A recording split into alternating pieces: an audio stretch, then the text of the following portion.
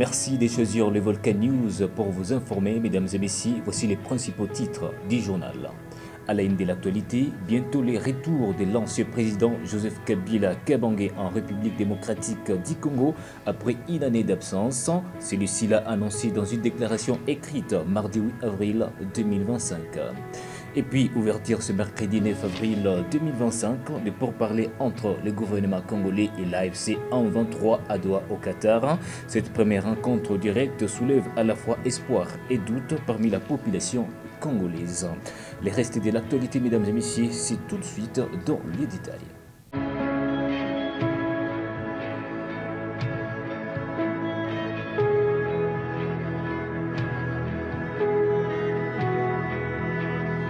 Pour commencer, l'ancien président congolais Joseph Kabila Kabange a annoncé son intention de revenir en RDC sans délai après une année d'absence. Dans une déclaration écrite, il justifie sa décision par la situation sécuritaire et institutionnelle du pays depuis mardi 8 avril 2025. Détail. Compte tenu de la dégradation de la situation sécuritaire à travers tout le pays, ainsi que de la délinquance qui gangrène tous les secteurs de la vie nationale, je pris la résolution de rentrer sans délai au pays, écrit l'ancien chef de l'État au pouvoir depuis 2001 à 2019. J'ai décidé de commencer par la partie orientale du pays parce qu'il y a péril en la demeure, ajoute-t-il. Ces retours annoncés interviennent dans un climat tendu. Les forces armées de la RDC affrontent toujours l'AFC M23 dans l'est du pays. Par ailleurs, les autorités congolaises restent prudentes. Jeudi à Johannesburg, la ministre des Affaires étrangères, Thérèse Kayikwamba Wagner, a déclaré qu'aucun rôle n'est prévu à ce stade pour Joseph Kabila dans les efforts en cours de résolution de la crise sécuritaire. Le 18 mars, déjà à Johannesburg, Joseph Kabila avait rejeté les accusations les liant au M23, les qualifiant d'infondés. Il avait alors plaidé pour une approche endogène à la crise congolaise lors d'un échange avec l'ancien président sud-africain Thabo Mbeki. Tout le monde parlait du Congo, sauf les Congolais, avait-il regretté. L'annonce du retour de l'ancien chef de l'État intervient alors que son parti, le PPRD, vient de relancer sa machine politique à l'occasion de son 23e anniversaire, 6 ans après la défaite à la présidentielle de 2018. Les accusations contre Joseph Kabila continuent néanmoins d'alimenter les débats politiques. À Kikwit, Jean-Pierre Bemba, vice-premier ministre et ancien ministre de la Défense, avait réaffirmé publiquement ces accusations, affirmant que Kabila était derrière les violences armées dans plusieurs provinces. Il affirme disposer des preuves et promet d'en révéler davantage. Comme annoncé au sommaire, le pourparlers entre le gouvernement congolais et le M23 AFC débute ce mercredi 9 avril 2025 à Doha, capitale du Qatar. Cette rencontre cruciale, organisée sous la médiation discrète des autorités qataries, vise à avancer vers une résolution pacifique du conflit qui prévaut à l'est de la République démocratique du Congo. Suivez.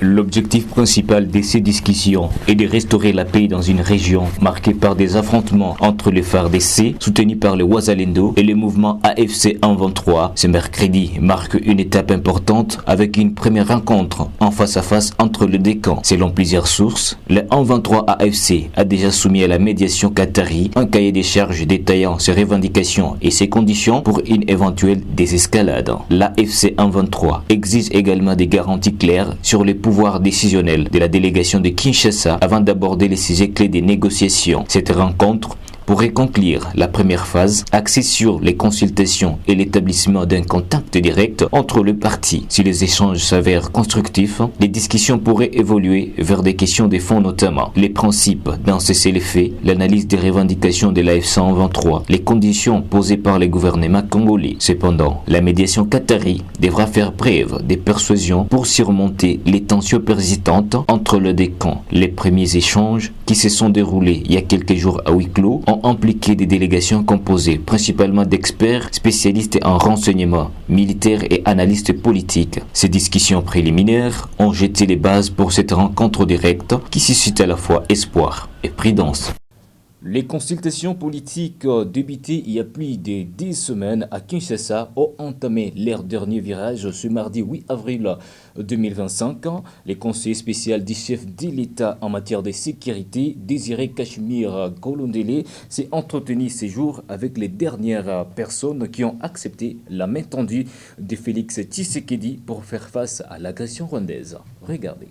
4 mars 2025, les consultations politiques menées par les conseils spéciaux des chefs de l'État pour cette dernière journée officielle, Désiré Cachemire Eberand Nkolungele s'est entretenu avec l'association des constitutionnalistes de la RDC. Ils ont réaffirmé leur attachement à la Constitution qui doit guider l'ensemble de la démarche vers la cohésion nationale. Nous avons prodigué les conseils que nous croyons utiles en tant que spécialistes du droit constitutionnel et nous avons insisté particulièrement sur le fait que notre pays ayant une constitution, tous, nous avons le devoir, nous avons l'obligation de respecter la constitution que le peuple a adoptée au référendum populaire. C'est un principe important qui doit guider l'ensemble du processus qui va se poursuivre. Dans la recherche de cette cohésion nationale, Yolande Ebongo, membre du Front commun pour les Congo, de l'ancien président Joseph Kabila, a répondu à la main tendue de Félix Tshisekedi pour lutter contre l'agression rwandaise. L'heure est grave au niveau du pays. Il faut des gens capables de comprendre le problème en question, les gens capables de réfléchir et de proposer des stratégies adéquates pour pouvoir répondre aux vrais besoins de la RDC aujourd'hui. Le vrai besoin, c'est l'intégrité territoriale. Nous ne pouvons pas laisser une partie de notre pays partir ailleurs. Ça, on ne peut pas l'admettre. Et donc, je me dis, il faut que le Congolais, au-delà de leur clivage politique, puissent se mettre ensemble plus que jamais pour essayer de sauver le pays parce que nous n'avons qu'un. Pour Jerome Kambinga de la plateforme Les Centres, ceux qui ont refusé de répondre à cet appel de Félix Tshisekedi sont des traîtres qui veulent que la RDC reste sous domination rwandaise. Ceux qui sont venus ont choisi les camps de la patrie. Il y a le camp de la patrie, il y a le camp des traîtres. Et en cette matière, il n'y a pas d'ambiguïté. Nous sommes des centristes, mais des centristes patriotes. C'est l'avenir du Congo qui est en jeu. Que l'on ne vous mente pas, il n'y a aucune alternative à la légalité constitutionnelle. Toute démarche militaire stipendiée par le Rwanda n'a qu'un objectif, tuer la constitution de la République démocratique du Congo, mettre au pouvoir des pantins et asservir définitivement notre nation. Au pire, la diviser, la balkaniser. Les consultations politiques terminées, les conclusions vont être transmises qui devra statuer suivant son pouvoir discrétionnaire pour nommer un gouvernement de cohésion nationale. Après les pluies diluviennes qui se sont abattues sur la ville de Kinshasa et la province du Congo central à l'ouest de la République démocratique du Congo, le week-end dernier, la prise en charge j'y arrive des sinistrés et la réparation des dégâts sont déjà en train d'être organisées par le gouvernement congolais. Les membres du gouvernement qui sont à la manœuvre ont expliqué toutes ces actions lors d'un briefing presse qui s'est tenu lundi dernier dans la soirée à Kinshasa, capitale congolaise. Regardez. Lors de ce briefing presse, le ministre de la Santé publique, Hygiène et Prévoyance sociale a fait part aux journalistes du bilan provisoire de ces pluies diluviennes qui s'élève à au moins 30 morts, 20 blessés et plusieurs dégâts matériels. Pour éviter que ce bilan ne s'alourdisse, les interventions ont débuté dans les endroits les plus touchés par les inondations, notamment aux abords de la rivière Ndjili qui était sortie de son lit. Ce que je peux confirmer, c'est que nous avons eu 30 décès. Et ces 30 décès sont intervenus avant que nous intervenions, avant que les secours n'interviennent, c'est-à-dire pendant la période de pluie, l'exemple de cette maman qui a perdu ses enfants. Nous sommes intervenus, nous, quant à nous, dans la nuit, de samedi à dimanche déjà, nos ambulances circulaient déjà, nous avons dépêché des équipes médicales et nous avons pu donc intervenir et sauver beaucoup de nos compatriotes qui étaient coincés dans les maisons, qui étaient coincés dans leurs habitats.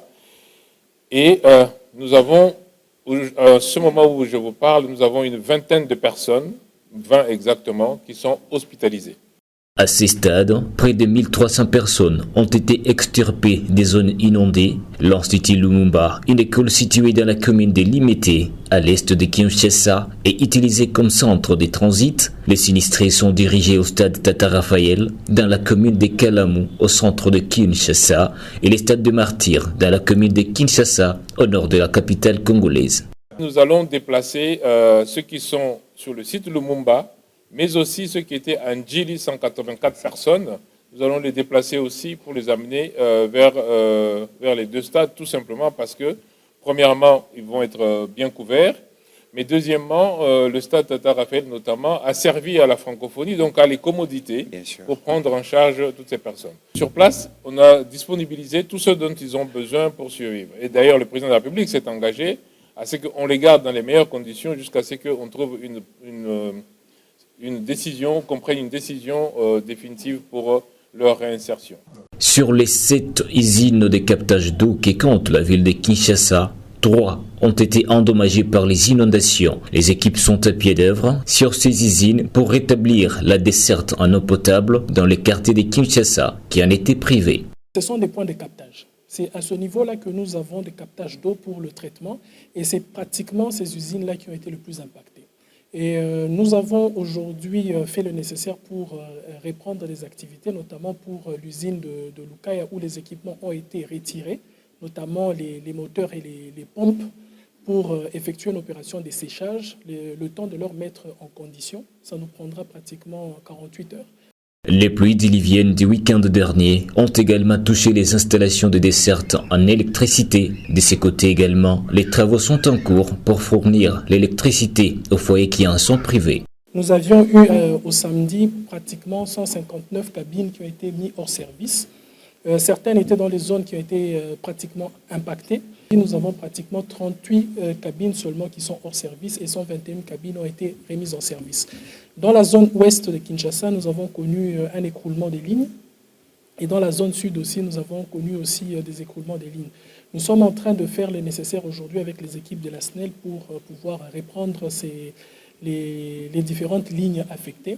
Mais la tendance pour le secteur de l'électricité aujourd'hui s'annonce beaucoup plus mieux parce que nous avons pratiquement près de 70% des cabines qui ont été reprises. Il n'y a pas que la ville de Kinshasa qui a subi des dégâts matériels lors de pluies torrentielles du week-end. La province voisine du Congo central, à l'ouest du pays, a également été affectée. La route nationale numéro 1, vitale pour ces deux provinces, a été en partie endommagée au niveau de la cité des Kasangulu. Les travaux de réhabilitation sont en cours sur ces tronçons. Nous avions une partie de la route qui était entamée.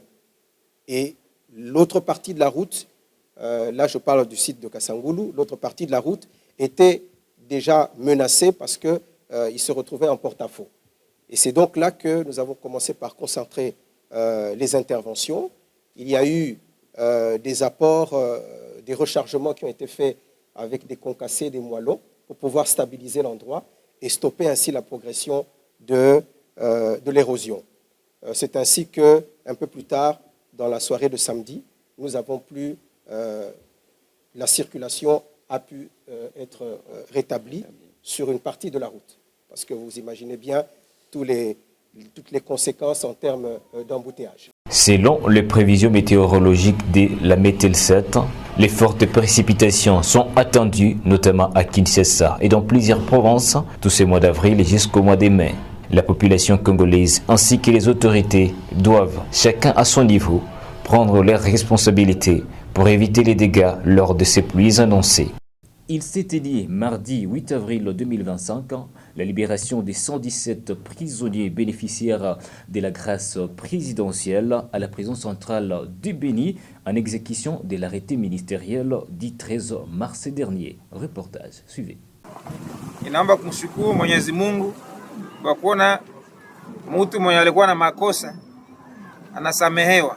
Au cours d'une brève cérémonie pleine d'émotions à la prison centrale des Béni dite Kangbayi, ce 8 avril 2025, le gouverneur militaire du Nord Kivu libère 117 prisonniers jadis condamnés, parmi lesquels 3 femmes et 74 militaires bénéficiaires de la grâce présidentielle en exécution de l'arrêté ministériel du 13 mars dernier. Merci au président Félix Antoine Tshisekedi et à son gouvernement, disent les bénéficiaires.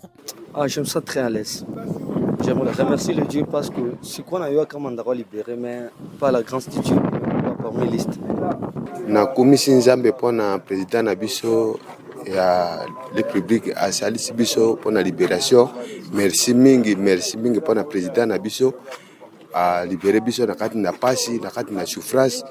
tosepeli makasi tolingi tokende mosala po tosala mosala ya mboka na biso. Après qu'il a circonscrit la cérémonie, conseillé les prisonniers libérés, le général-major Somo Kakule Évariste précise que les orientations seront données au centre de formation de Nialeke pour les militaires désormais en liberté.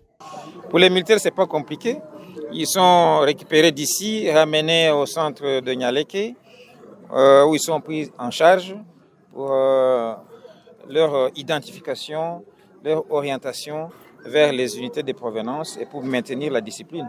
Ce n'est pas parce qu'ils sortent de la prison que la discipline n'existe plus, non. Ils doivent être encadrés et la vie continue. Des vivres ont été apportés à cette maison carcérale dont la population s'élève actuellement à 1573 prisonniers, dont 72 femmes. Voilà ce qui met complètement fin à cette édition du journal. L'actualité reste en continu sur le Volcan News. Portez-vous bien, vous et les vôtres. Au revoir.